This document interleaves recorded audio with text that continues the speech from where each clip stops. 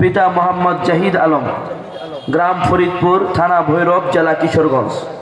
6 নম্বর হাফেজ মোহাম্মদ সাব্বির আহমদ সাইফি, হাফেজ মোহাম্মদ সাব্বির আহমদ সাইফি, পিতা মোহাম্মদ গোলাম কিবরিয়া, গ্রাম তলনা, থানা খিলক্ষেত, জেলা ঢাকা। সর্বশেষ 7 নম্বর হাফেজ ইলিয়াস আহমেদ, হাফেজ ইলিয়াস আহমেদ, পিতা মোহাম্মদ আবু সাইদ, গ্রাম ত্রিশাল নামাপাড়া,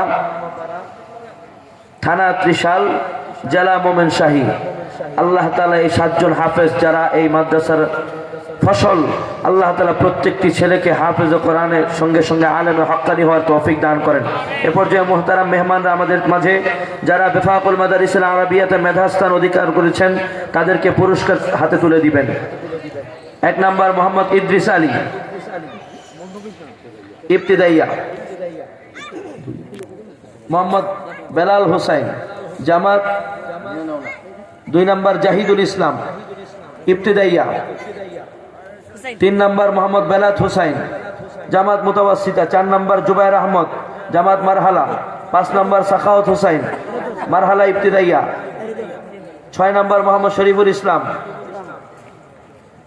7 নম্বর মোহাম্মদ আব্দুল্লাহ সাইদ, জামাত মুতাওয়াসিতা। 8 নম্বর মোহাম্মদ আবু জাফর, মারহালা ইবতিদাইয়া।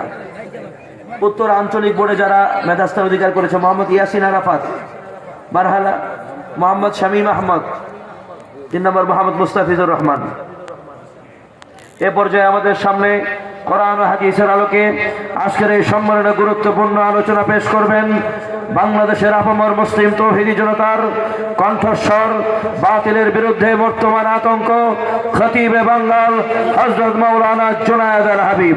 বয়ান রাখবেন আমাদের মাঝে হযরত মাওলানা জুনায়েদ আল হাবিব।